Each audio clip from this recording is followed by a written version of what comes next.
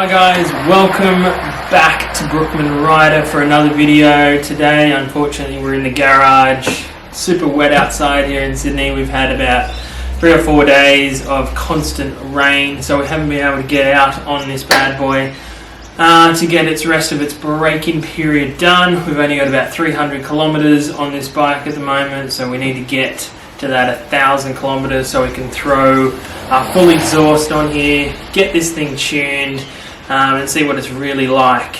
We've also got a few other bits and pieces that I'm going to be adding to the bike. I'm going to leave that for another video, but today we're talking about this amazing dash. So the dash on this bike is something else. It's out of this world. You've got a sat nav. You've got 50 million different riding modes that you can choose from, adjusting from wheelie control, slide control, your traction control. It's got a 6-axis IMU, so it reads your lean angles, and it's all available on this dash. Also got tyre pressuring monitors, so it's got everything that you can possibly think of this bike has. Alright guys, so let's get into it. I'm still learning this dash, so bear with me here. We'll go through as much as we can. Let's dive into it. Alright guys, here we are. So this is basically on the basic default setting.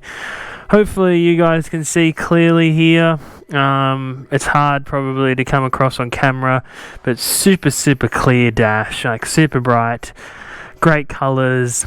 Looks super nice. And this basic layout is basically your default setting.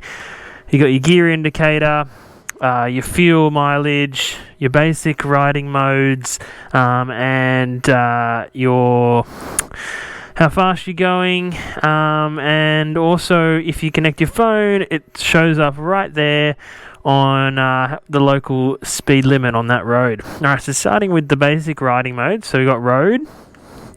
Got dynamic, which adjusts as you're riding, sort of the DDC, so your dampening control, it adjusts so many times per second. I usually ride it in that. Then you got your race mode. Don't ride it in that very often, or not yet anyways. Once I get that 1,000 we will be. And back to rain mode. This is your sort of soft setting. We'll keep it in road for now. Also shows if you connect your phone, you've got your battery on your phone and also your connection, which is awesome. Alright guys, so jumping into the settings, first one we will talk about is, we'll go into my vehicle. So this is where it shows you everything to do with the vehicle, shows you if there's any codes, any faults, shows you your engine temperature, shows you how many, obviously your fuel until you need to fill up, your battery voltage, and your tyre pressure monitors, which is really handy. There's also another screen for your tyre pressure. We'll get into that in a second. But yeah, super handy to have all this, guys, and it looks amazing. So if we scroll across, we've got the onboard computer. So it just shows you a few different bits and pieces: journey, brake, current trip, total kilometers, range, speed, consumption. Got a couple of trips, I think, too. Yep. Then this is your tyre pressure screen, so a little more information. Good for obviously if you're on the track, or if you feel like you're losing a bit of pressure, you can jump in and see where it needs to be. It's also got your service requirements, which is amazing, guys. It's like an M car. So it shows you how long until your next service. Really handy. Alright, so let's jump back into, now we'll go into this is a sports screen for the sports mode for the dash, so we get into that. So obviously if you're on the track, it shows you things like lean angle, your braking, your DTC, your traction control, so you can adjust that obviously. And it's got a few different screens. So this one gives you a lap timer as well. This is my personal favorite. This is really cool. Gives you lean angles, lap time. You can adjust your DDC obviously down here on the fly if you're in the race pro modes. But yeah, super handy. Let's get out of there. Now if you connect your phone, you've got navigation, which is just amazing. I mean, you can be on the racetrack, guys, and looking at your lean angles and everything like that. And then you can jump on the bike and get turn-by-turn navigation. Like, I don't think there's any other bike that you can do that. I know definitely not from the other manufacturers just yet, but I know BMW have been doing that for a little while. You got media. You can connect your phone, and I think if you've got a obviously Bluetooth helmet or whatever, you can play music. Connect your phone for phone calls. Then if we go into settings, now this is where it gets pretty complicated. Alright, so this is your race track setting. So this is where you've got 3 different customizable modes. So if we go turn that on, so we go yes, then we go into configurate.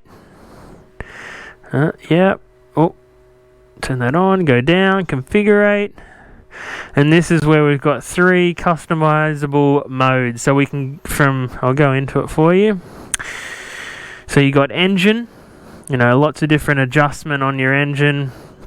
There's three different, nope. There we go. And then you've got engine brake. You got your traction, you got your wheelie behavior, and your ABS, and your DDC, so your rebound, your front and rear. So yeah, there's heaps of different information on this bike, and heaps of different customizable ways that you can ride, which is more than I'm not really going to get into that too much. If I get into track day riding, obviously I'll get more familiar with these modes, but for now, the basic modes are all I've been using. Let's go back. You've got pit lane limiter. Haven't used that obviously yet, but we probably will try that out one day. It's also got launch control, but I won't get into that now. Haven't really worked out that just yet. Obviously, connecting your phone, displays, information, all the rest of it. What else, guys? That's about it, guys. But yeah, obviously, it's an amazing dash, and heaps of information, more than you'd ever need. I think really moving forward, I hope more manufacturers follow this, and this is definitely one of the best that I've seen. Also, Ducati obviously have a nice dash, but I think this one tops it. And super easy stuff, like you got heated grips as standard. Your mode button, it's got your cruise control, super easy to use over here.